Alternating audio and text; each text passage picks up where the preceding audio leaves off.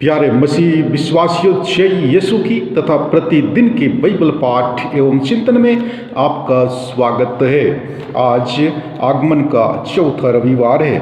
आज के पहले पाठ द्वारा माता कलीसिया हमें बतलाती है कि नबी मीका मसीह के आगमन के विषय में कहते हैं कि वह बेथलेहम में जन्म लेंगे और मनुष्यों के लिए शांति का वरदान ले आएंगे।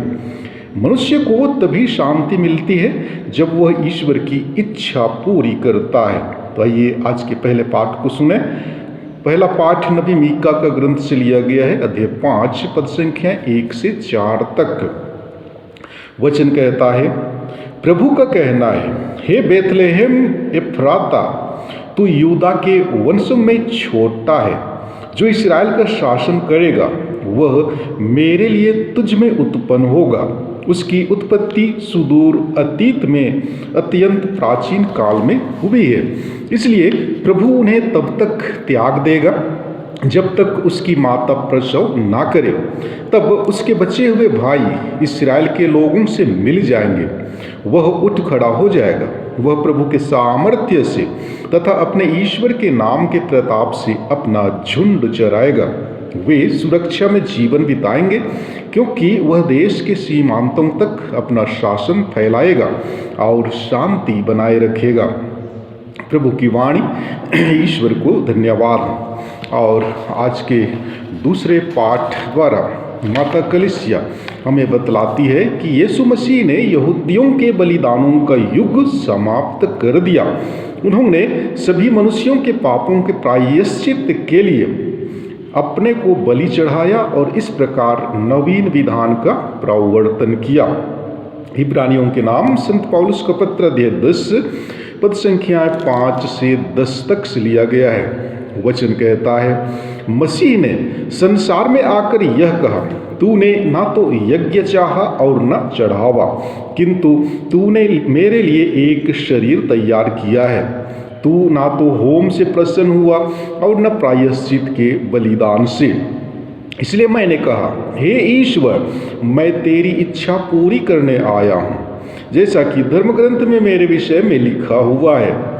मसीह ने पहले कहा, तूने यज्ञ, चढ़ावा, होम अथवा प्रायश्चित का बलिदान नहीं चाहा, तू उनसे प्रसन्न नहीं हुआ। यद्यपि ये सब संहिता के अनुसार ही चढ़ाए जाते हैं। तब उन्होंने कहा, देख, मैं तेरी इच्छा पूरी करने आया हूँ। इस प्रकार वह पहली व्यवस्था को रद्द करते और दूसरी का प्रवर्तन करते हैं। यीशु मसीह के शरीर के एक ही बार बलि चढ़ाए जाने के कारण हम ईश्वर की इच्छा के अनुसार पवित्र किए गए हैं।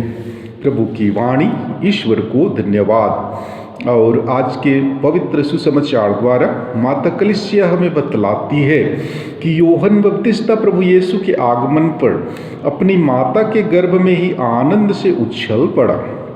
हमें भी यीशु के आगमन पर आनंद के साथ उनका स्वागत करना चाहिए।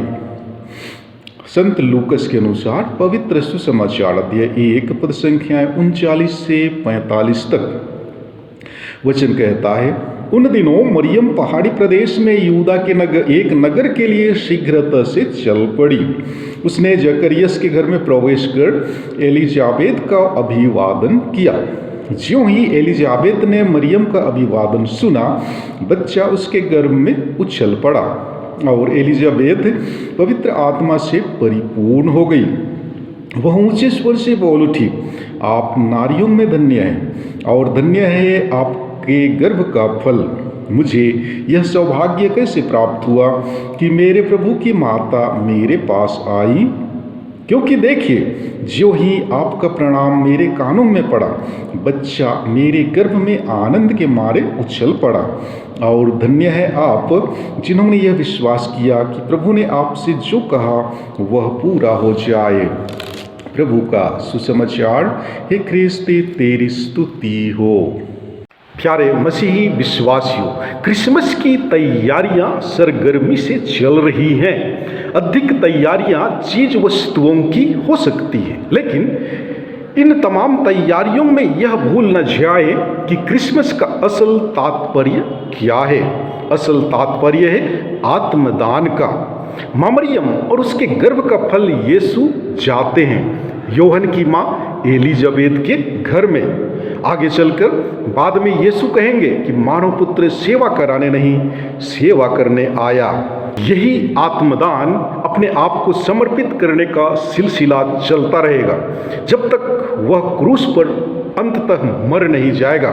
वास्तव में हम प्रभु यीशु ख्रिस्त का जन्म पर्व मनाते इसलिए हैं कि अपने मरण द्वारा उन्होंने अनंत जीवन में प्रवेश किया है, क्योंकि हमारे प्यार की खातिर उन्होंने अपने आप को रिक्त कर दिया और पिता परमेश्वर ने उन्हें ऊंची महिमा में बैठा दिया।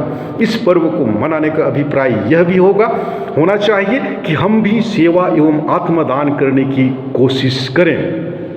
क्रिसमस की तैयारी में माता मरियम हमारा आदर्श हैं। हम थोड़ा देखें कि उन्होंने प्रभु के आने के लिए अपने को कैसा तैयार किया। वह एक ही बात पर केंद्रित थी, अर्थात मुक्तिदाता के आने की तैयारी कैसे करें। मरियम ने शायद यह जानना चाहा कि भावी कलीसिया कैसे होंगे।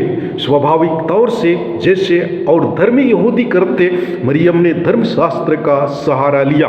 उन्होंने धर्मशास्त्र में ढूंढा कि यहाँ मसीह के विषय में क्या लिखा है। उन्होंने जरूर ईसायस नबी की इन बातों को याद किया होगा। प्रभु स्वयं तुम्हें एक चिन्ह देगा और वह यह है, एक कुंवारी गर्भवती है, वह एक पुत्र को प्रसव करेगी और उसका नाम इम्मानुएल रखेंगी।